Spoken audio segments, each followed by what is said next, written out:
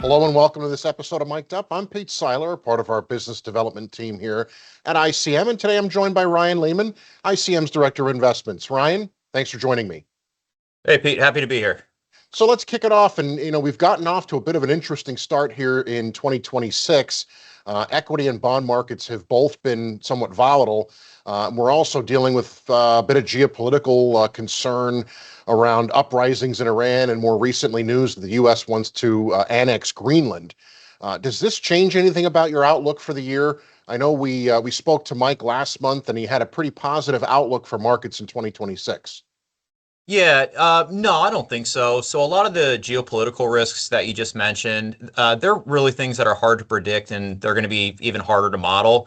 But I mean, at the end of the day, outside of the US declaring war on Iran or trying to take Greenland by force, neither really appear to be overly destabilizing to markets at this point. That said, though, I think we still have a lot of positive tailwinds as we look out into 2026. Economic growth continues to be strong. Companies have already committed to large CapEx spending plans for this year. The consumer continues to look pretty resilient, and companies should also start to see some benefits from the provisions of the big beautiful bill. And then if we think about the more on the fixed income side of the markets, you've got the yield curve that looks pretty close to normal in terms of the shape. And then you've also got a Fed that looks poised to cut rates by another 50 basis points or so by year end. And I think all this, it really bodes well for diversified portfolios as we look out into the near term. I think it's when you start to get out past the next, say, 12 to 18 months or so that things start to look a little bit more uncertain. So, I mean, is there anything that really, gives you pause or great concern as you look further out? Yeah, valuations and concentration risk within the U.S. markets, they're really two of the big ones. So we had the S&P 500 trading at a trailing 12-month PE of about 28 times at year end. You compare that to a long-term average that's going to be closer to 20x, pretty high. And if you look at its largest constituents, many of which are going to be mega cap tech names, they're primarily trading at valuations above 30x, with some trading much loftier than that. And then I think what's even more concerning is that if you look at long-term valuation ratios like the CAPE, you currently have the S&P trading at around 39 times, which is one of the highest levels on record. So I think the thing that concerns us right now is that if we do get into a scenario like 2000, basically, that's kind of the risk. And what I mean by that is there's this real possibility that AI spending and valuations are kind of getting ahead of themselves before companies actually start to experience the benefits and the productivity gains of AI, which is really similar, really parallel to what kind of occurred with the internet. It was a game changer in terms of technology and the way that we live our lives, but the valuation story and our optimism around it really got ahead of it actually being implemented and seeing those benefits. And I think our CIO, Mike, touched on this in more detail in last month's video, but we're starting to see some concerning signs of this popping up in areas like all the circular or vendor financing contracts that are out there, and then you're even seeing it in private credit markets a bit as well. Okay, so in your estimation, what does this mean for, more traditional diversified portfolios? Yeah, so in simple terms, probably below average returns for US stocks broadly and particularly US growth stocks, which I know that sounds a little concerning, but there are a lot of positives here. And I think the big positive is that this is not an everything bubble like we saw in 2022. All right, Ryan, can you expand on that just a little bit? Yeah, so if we think back to 2022, it was nearly impossible to earn a positive return as a diversified investor. The only things you could basically do was you could have owned a ton of cash and you could own commodities.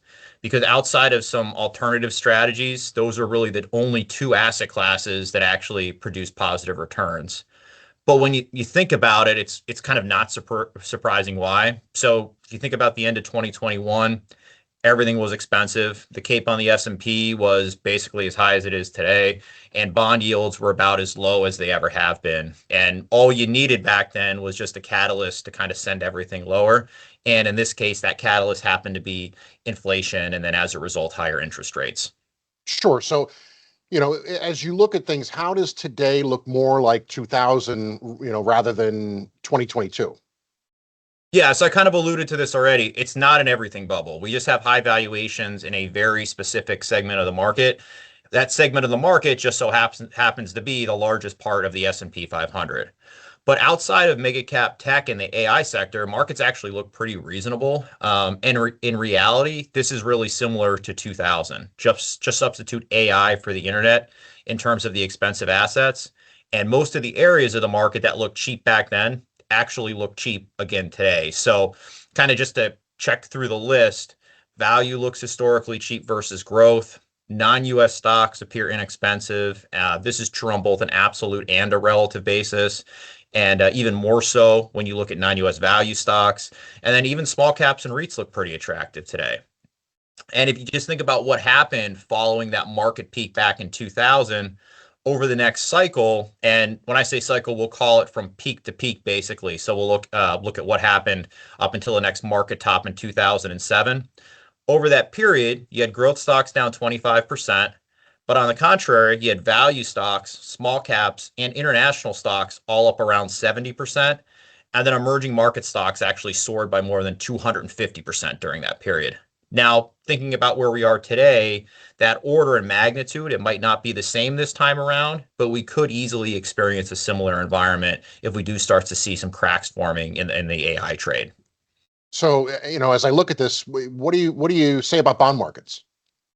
Yeah, again, much different than 2022, and pretty similar to 2000. So going back to 2022, you had the 10-year at about 1.5% as we ended the year in 2021.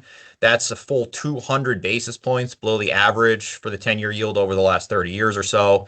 And in terms of real yield, investors were earning a pretty significant negative return, so not very attractive.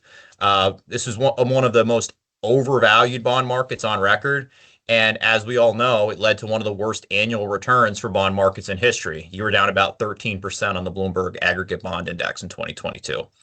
Now, fast forward to today, and we're currently yielding around 4.2%, so a bit shy of the 6% yields that we saw back in 2000, but still offering limited downside risk and then also the potential for pretty significant diversification.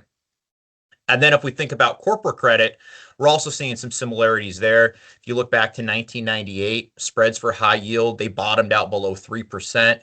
You then saw them kind of act like a canary in a coal mine, moving out to about 8% by late 2000 as the market was peaking. And then they actually peaked at over 10% in 2002. And this draws some eerie parallels to where we are today, where we've got spreads at even tighter levels, which is really going to limit your upside from here. So with all that said, Brian, how does this potentially impact, again, investors with traditionally diversified portfolios? Yeah, I think it highly depends on your definition of diversified. So if you view diversified portfolio as mainly owning U.S. large cap growth stocks and stretching for yield and corporate credit, you might be setting yourself up for disappointment. Over the next 10 years, we're expecting low single digit returns for US large cap stocks broadly, which I know it sounds low, but it is not out of line with what other large asset managers are saying today. And then if we think about high yield bonds, maybe 4% there. So generally in line with what we'd expect out of investment grade bonds, but with a ton more risk. So really not a great risk return opportunity there. Now, on the flip side of that, if you view a diversified portfolio as a global portfolio focused more on undervalued assets, I think the opportunity looks much more attractive. So within the US, quality value stocks and small caps look pretty good right now. And then globally, value stocks still look very, very attractive. And on the fixed income side, credit might not look great, but treasuries are back to levels where they should add significant diversification in an environment of volatility. And then tactically, emerging markets government bonds also look pretty good. They've got yields around 6% and then exposure to undervalued currencies as well. So even if we were to enter an environment that's similar to that post-2000 sell-off, I think a portfolio that looks like what I just described could easily provide investors with returns that are going to be more in line with what they've gotten historically or even potentially better. All right, Ryan, with that, we're going to bring our conversation to a close today. Thanks for joining me. And Yeah, thank you happy to to be our here, Pete. viewers for taking the time to watch this video. If you have any questions or would like to suggest a future topic of Mic'd Up, please reach out to us at 888-426-4689 or via email at info@icm-invest.com. Please be sure to like this video and subscribe to our YouTube channel for early access to our upcoming content. Thanks for watching.